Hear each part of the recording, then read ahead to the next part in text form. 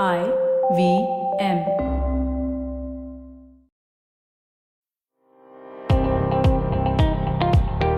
Welcome to All Things Policy, a daily podcast by the Takshashila Institution. We are a bunch of policy nerds based in Bengaluru, and we like bringing fresh perspectives to Indian affairs and Indian perspectives to global affairs. So grab a cup of coffee, sit back, and join us for today's chat. Hello, everyone, and welcome to our new episode of All Things Policy. My name is Kripa Koshy, and I am a program manager with the Takshashila Institution. And I'm joined today by Bharat Sharma, who is a research analyst working with the Indo-Pacific Studies program at the Takshashila Institution, where he studies the role specifically of the Quad. Thank you so much for joining us today, Bharat. Thanks so much, Kripa. I'm really happy that you're here to discuss all things Quad. And perhaps before we jump into things, I'll set a little bit of context as to why we're bringing up a discussion on the Quad. For those who have listened to our podcast for a while, you're probably aware that the Quad is an area of interest for us. But why this specific podcast episode? Because we have upcoming in the new year a Quad Leader Summit that's been scheduled to be hosted in India for the first time. And so that's really setting the context as to why we're here. And we have a few guiding questions as we jump into our discussion today to kind of unpack the purpose of the Quad, what its core objectives are, and how well they align or may not align with India's foreign policy objectives. So before I turn to you, Bharat, I'll set a little bit of a foundation here. So as I just mentioned, we know that India is going to be hosting the Quad Leaders Summit sometime next year. This commitment was made at the sidelines of the G7 summit in Japan May this year. And like I said, we are hosting the Quad Summit for the first time. The question really that we're asking, and really it's three guiding questions that we have here today, is what is the Quad's interest in the Indo-Pacific region? What is India's interest in the same Indo-Pacific region? And is the Quad really in India's strategic interest from a foreign policy perspective? We know that there's a fair bit of capital that's going to be devoted to this initiative. So really, it's quite a pertinent question or pertinent set of questions that we're hoping to be asking today. So I'll pause there and turn to you, Bharat, if there's anything you'd like to add before we jump right into what is the Quad for those who may be hearing the Quad for the first time. Sure. I mean, I think we first heard about the Quad. I think in the pandemic, really, because they had a vaccine partnership where they kind of devoted or they committed themselves to supply vaccines to allies in the Indo-Pacific. Right now, for a number of reasons, they couldn't meet the goal that they kind of set for themselves. But I think the larger point was that look, these are four democracies which can, who can work together to kind of provide this essential public good. So, I mean, in the vaccine partnership, you had American technology being used. You had India as a manufacturing hub for vaccines. You had Australian logistics in play, and you had Japanese financing, right? So I think the idea there was, look, they really can kind of, when they kind of commit themselves to a lot of goals, and I think we'll talk about what kind of goals they've set for themselves, they can kind of work together to provide the public good. So I think, and then just to give a little bit of context, they kind of emerged in 2004 to kind of provide, so they were working on humanitarian response to the tsunami of 2004. So if you look at the kind of starting point to the Quad, it really is focused on public goods, even though there are a number of concerns today as to what really brings the Quad together. Is it public goods or is it really China? So we can delve into those questions, but the larger kind of idea is that the Quad is a public goods focused kind of grouping that is kind of evolved into a leaders level summit and kind of a conversation since 2021. Mm-hmm. Yeah, and so I think what you shared is really in line with what the Quad has stated publicly as their intended objective. Just reading an excerpt of what I've seen I think, if I'm not mistaken, the Australian government has put out to describe the Quad, is to say that the intended purpose of this strategic dialogue is to support an open, stable, prosperous Indo-Pacific that is inclusive and resilient. So really, they do see this as a bit of a burden-sharing approach to having security and stability in the Indo-Pacific region. So if we turn our gaze, I think, to the bigger sort of strategic question is, what is the Quad doing in the Indo-Pacific region specifically? And perhaps maybe as you're going to unpack that for us, Bharat, you wouldn't mind defining for us, when we say Indo-Pacific, what do we exactly mean by that? It's a very common term that's thrown around in the media and a lot of, yeah, just in public discourse, we hear it often. But I think for the benefit of our listeners, it would be really useful to define, in fact, what the Indo-Pacific is. Yeah, definitely. I think when we used to use the term Asia Pacific, it used to have a different kind of connotation. Today, the Indo-Pacific kind of describes this coupling of kind of two oceans, right? The Indian Ocean and the Pacific Ocean. And conceptually speaking, it was former Japanese Prime Minister Shinzo Abe, who kind of talked about this concept of a broader Asia, right? That kind of breaks away from geographical boundaries, and these two oceans kind of come together. And he called this coupling itself, seas of freedom and of prosperity. I mean, he called the seas themselves kind of something that kind of is a harbinger of economic prosperity, because today the Indo-Pacific holds about 60% of the global GDP. 46% of the world's merchandise trade passes through the Indo-Pacific, meaning through the maritime route as part of these two oceans. And in some, I think, one third of all global economic activity takes place in the Indo-Pacific. So I think what former Prime Minister Shinzo Abe was mentioning was that this kind of idea of this broader Asia has evolved into this concept of Indo-Pacific. And because it's the center of economic activity today, and it's we have projections saying it'll only increase in the future. It's going to drive up demand for education, for health services, for food, for critical minerals, for manufacturing. So a lot of what the Quad today focuses on is exactly these areas, right? It focuses on sustainable kind of supply chains when it comes to critical minerals. It focuses on infrastructure. It focuses on education.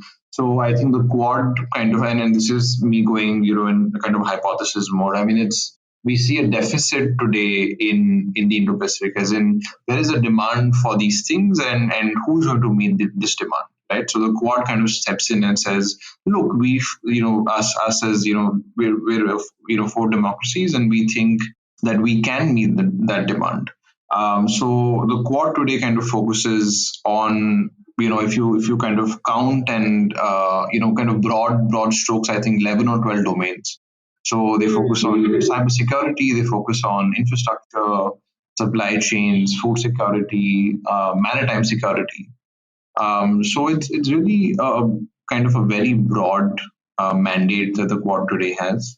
I mean, I think today it's kind of said that this is what they'll focus on. I think there's a lot to be done on the ground. So since 2021, if you look at the joint statement, there's a very expansive kind of agenda that they've set for themselves. So it remains to be seen how much of this can the Quad actually deliver. Yeah, so that's what's about what the Quad is doing in the Indo-Pacific. Yeah, sorry to interrupt there, but I was going to say I think that's a really good sort of foundation that you've laid for us of what the activity is in the region with regards to the Quad. I mean, just off the top of my head, I'm wondering, do you feel like there are analogous groupings in the region that have a similar focus? I mean, I think I think the Indo-Pacific, there are a bunch of for economics, for example, to kind of ensure supply chains and critical minerals and so on. There's some, the Indo-Pacific economic framework kind of works towards that. So there are a bunch of mini lateral groupings that focus on. I mean, and they have varied kind of interests in mind. I mean, you could look at AUKUS, for example. You could say that its goals are something, it's more security driven than the Quad. But I think looking at just public goods in the Indo-Pacific, I think there isn't as expansive a grouping as the Quad in terms of what they've set for themselves as in today's time. That makes sense. Thank you. So yeah, I'll leave you to maybe expand on any one of those thematic areas that the Quad seems to be focusing its attention on in the Indo-Pacific. Are there any other examples that you'd like to draw particular attention to before we maybe ask the next question of, what do India's efforts in the Indo-Pacific look like?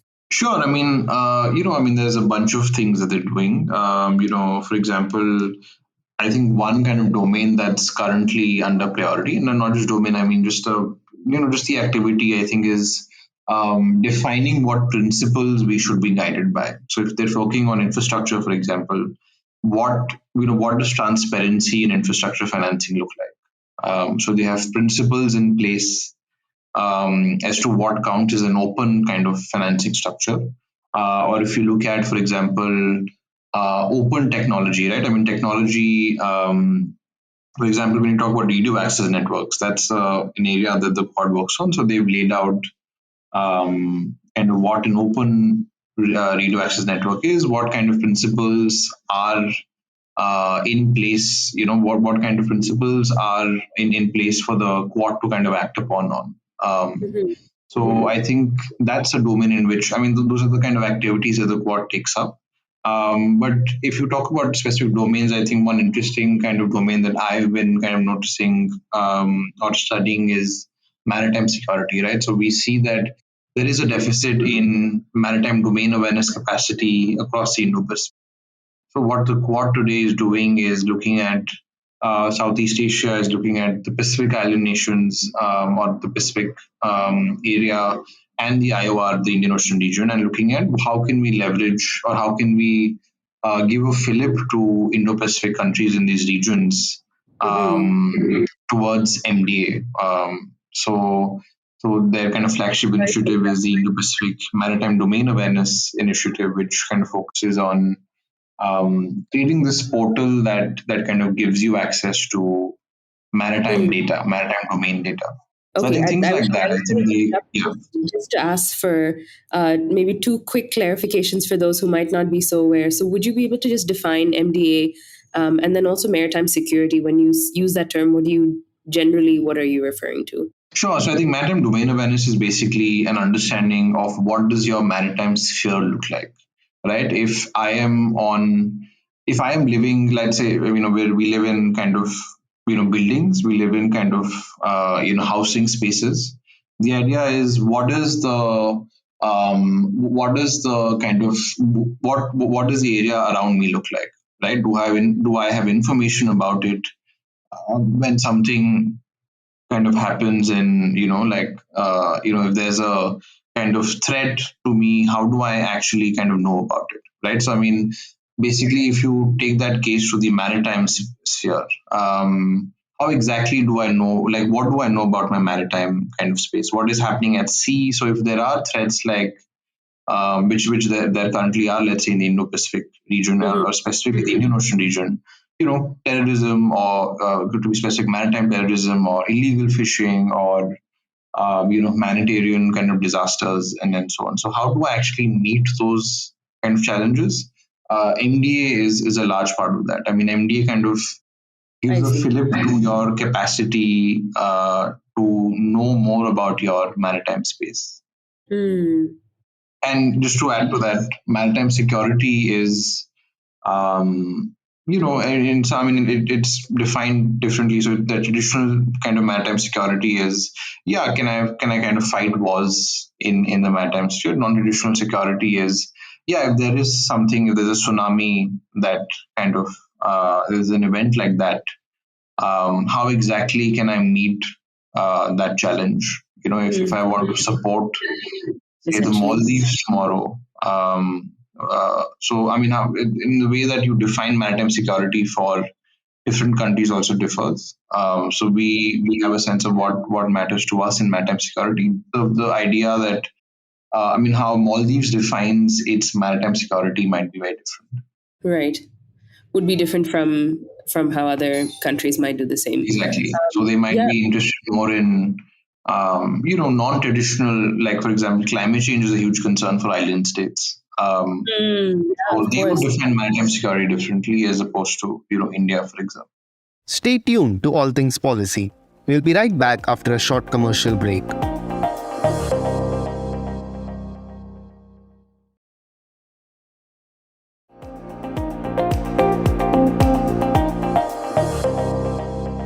Yeah, that's really useful. And do you feel like, maybe just spitballing off of what you've just shared, do you feel like there's a reasonable amount of congruence or overlap between how each of these four countries would define maritime security for their respective regions or their respective countries? Right. I mean, I think that's one of the concerns, right? I mean, when they kind of they don't cooperate within the Quad holistically on maritime security. So there's a very specific segment which is MDA that they focus on. So Right. if we do kind of take maritime security in its more holistic sense, and we ask, okay, do Quad countries actually cooperate or on the same page regarding what maritime security means for them? Probably not. So between Australia and India, you might have more congruence because they share the Indian Ocean region. So you might have say, okay, the challenges that Australia today focuses, or kind of the threats that Australia today has in the Indian Ocean region, might have some congruence with what India is facing in the Indian Ocean region. Even though Right. there are lots of different kind of cases where there's a very clear divergence. So yeah, I would say there is obviously divergence, but within the Quad, I think MDA is something that they kind of say that this is something important and we should provide it to or focus on within the Indo-Pacific region. Yeah, I think that's really helpful, I think, for listeners to hear as well. And thank you for doing such a good job, I think, of sort of laying the foundation of what the Quad is currently occupied with in the Indo-Pacific region. I think, of course, the next big question that everyone wants to hear more of your thoughts on is, what do India's efforts in this Indo-Pacific region look like? I mean, as we can imagine, and from the terminology used itself of Indo-Pacific, we know that we're talking of a region that's in India's backyard. But would you mind going a little bit more into detail as to what's the region's strategic importance for India specifically?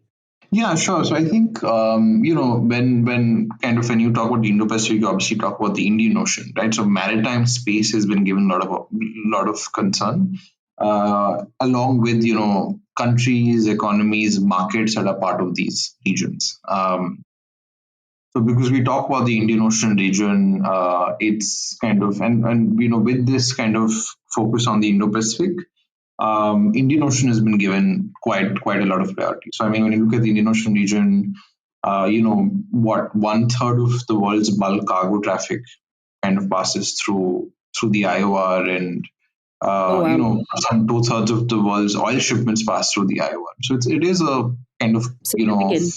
a focus for supply chains that ensure a lot of public goods that kind of are important to us. So I think because of this importance of the Indian Ocean region, India's own role in the Indo-Pacific has kind of increased. And what I think, I mean, how I would define kind of India's interest in Indo-Pacific, I think is it wants to ensure that the kind of Indo-Pacific is conducive to its own development. Um, Oh, so I interesting. mean, How yeah, would you unpack some of that? That's an interesting way to phrase it. so because the Indian Ocean region is so important, and I think the larger Indo-Pacific region is looked at as an extended neighborhood to India. So I mean, our traditional kind of concerns have been in South Asia, in the Indian Ocean region, but today because the Indo-Pacific is kind of this construct has become so important because of variety of reasons. We think of the Indo-Pacific as an extended neighborhood. So today, Southeast Asia is an important kind of area for us in terms of building security relationships, building defense relationships, building a viable kind of economic relationship. The Pacific Islands is growing in kind of an importance. So I think the larger kind of area has become really important. So I think Largely, I would say, I mean, when you say, it should be conducive to India's developments, well, our relationships across, like political, economic, security, these are given importance. So you can actually, focus on the goals that you want to, the goals that that Indian foreign policy kind of is focused on, those are given fillip. So that's, and then, when you think about economic, political security, those are, I mean, you would define them kind of differently. So India has specific goals when it comes to these relations. Right. Are there any, would you say, specific bilateral engagements in the region that you think India is keeping a keen eye to beyond just the partners that they have in the Quad? Well, yeah, I mean, I think there's a couple of them. I think if you look at the Indo-Pacific example in Southeast Asia, Philippines is an important partner. In terms of what we're, and I think there's a couple of, I think, Philippines, Malaysia, specifically if you look at Southeast Asia, I think there's a lot happening right now. Mhm. In Vietnam Um, as well, I imagine. Vietnam, and I think we've been, we had with ASEAN, we had our first kind of maritime exercise happen in South China Sea earlier this year. So I think in terms of what is important to India, I think so in Southeast Asia itself, I think there's a lot of congruence for India. Right. Yeah, I think so. I mean, that's, and I think the Pacific Islands, for example, is another area that we've kind of, our government has extended kind of interest there as well. Are there any particular points that you'd like to tie perhaps with India's Act East policy? I think I'm sure it might be a familiar sort of policy framework for folks who are listening. But if there's one or anything that you'd like to draw an explicit connection with the Act East policy with. So I think, yeah, I mean, this is something that I've kind of written on as well. I think, there should be more cooperation between Quad and ASEAN, and That's a part good of point. part of the Philip, the kind of interest there is that India already is focusing on Southeast Asia through its Act East policy, right? So I think if you look at what India's role is within the Quad and what the Quad gets us, is that yeah, it gets you access to these new kind of spaces. So you already want to build these relations with us, and you already want to be a player in Southeast Asia. The Quad is a good kind of a grouping or a way to kind of reach out to this region.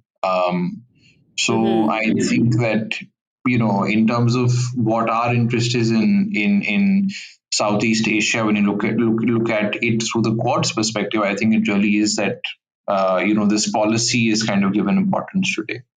So yeah, I definitely think that there is, I mean, any interest in Quad today from our perspective, what kind of grounds that is, our policies, at the ground level. So India's Act East policy, or our policy towards the Pacific Islands, or our policy towards what we want to do in the Indian Ocean region, that will govern our interest in the Quad, right? I mean, then we will ask ourselves, okay, what can the Quad offer? When we look at our own policies. Yeah, I mean, you've nicely preempted my sort of closing question, really, for you, and the $1 million question that I'm sure everyone is curious to hear more on is, what does the Quad do for India, and why is there strategic value for India to invest time, resources, effort into being an active participant in this sort of soft grouping of countries. So I'll maybe ask for you to expand on maybe a few, one or two sort of key reasons why you think. Maybe first, let me open with what is your view? Is it worthwhile for India to be invested in the activities of the Quad? And if yes, why you would argue so? Yeah, and I think it's an important question, right? I mean, we're asking ourselves. I mean, we're devoting enormous capital to. You've heard so many leaders. You've heard so many kind of statements about the Quad. In Indian, and I think especially in the Indian media, I think it's been taken quite seriously, the Quad itself. So it is an important question. I mean, what value does the Quad today present us? Should we invest in it? What should be our policy towards the Quad? Should we say that we want to engage more powerfully in the Quad? Should it be lukewarm? What Right. exactly is the temperature? What is the degree to which we want to cooperate in the Quad itself? I think it is an important question. It's I mean, to ask ourselves what exactly are our interests in the Quad. I mean, why should we even engage in the Quad itself? So I think, and you, because you asked me what I think about India's engagement, I do think it's a wonderful way to kind of give fillip to our foreign policy. So, this is a kind of a very, it's $1 million question, and it's also going to take a lot of time to expand on, because there are lots of reasons as to, I mean, there's pros and cons as well. So I'll just mention kind of 3 points that I think are key. I think the first is that it's an excellent way to kind of focus on goals, right? I mean, so if I have three kind of or four kind of aims that I have, I look for partners that also have the same goals, right? So that kind of leads, so if we have common goals, we can pool our resources, we can pool our diplomatic and material resources to say, look, we have the same goal, we can just work together on this. So I think it's unilateral engagement is an excellent way to pool resources and work with kind of common partners. So India gets to kind of work with, and this is the kind of second point, that India gets to build these relationships with these important countries, right? With the US, Australia, and Japan.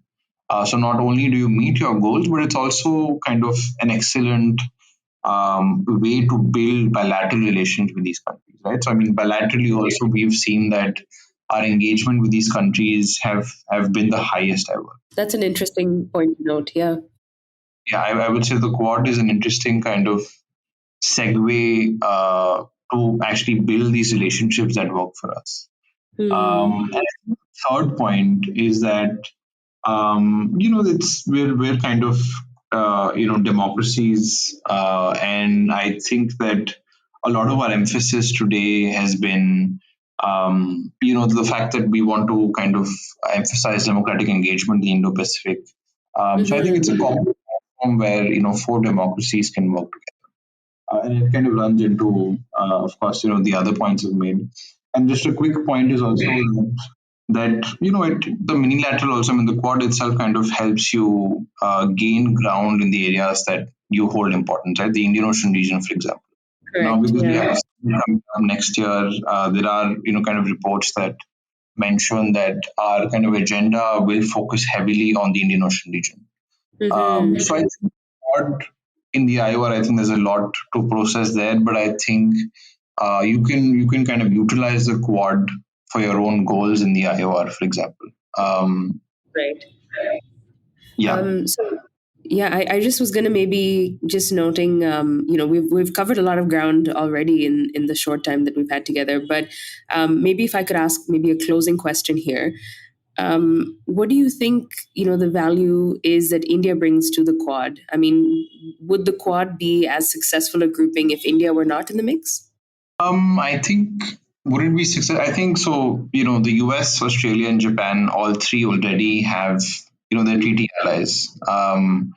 So large extent, they already agree on a lot of issues. They the cooperation is. I mean, because when I mentioned the treaty allies, I mentioned that there is only a few hindrances or obstacles to cooperation between.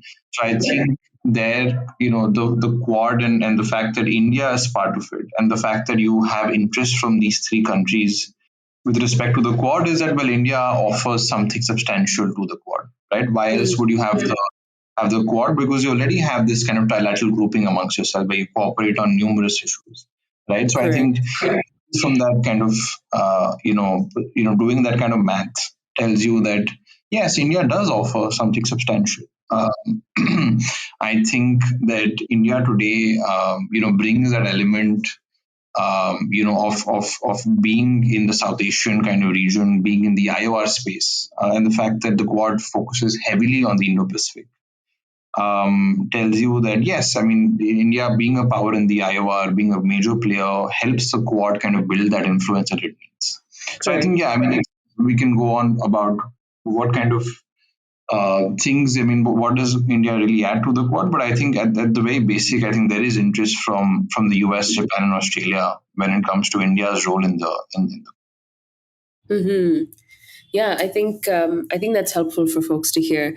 I think this is sort of a good point for us to pause and maybe wrap up this episode. But I think you've given us a lot of food for thought, even as we consider the fact that India has made a commitment publicly to be hosting this next leader summit next year, and hopefully is a good primer for folks to listen to, even as they consider what is going to be on the agenda for this leader summit. But really, that ever important question of what value really does the Quad have for India's priorities. So as we end here, I just want to thank you so much for your time, Bharat. It was really an insightful conversation, and hopefully we can pick up the conversation in a future episode as well. Of course, thanks so much, Kripa. Thanks so much for being here. Yeah, my pleasure. Thank you. Bye. If you liked our show, don't forget to check out other interesting podcasts on the IVM network. You can tune into them on the IVM Podcast app, ivmpodcast.com, or wherever you listen to your podcasts. You can also follow IVM on social media. The handle is @IVM Podcasts on Twitter, Facebook, and Instagram. And hey, if you'd like to dive into Takshashila's research on technology, strategy, and economic affairs, check us out at our Twitter handle @TakshashilaINST or our website takshashila.org.in.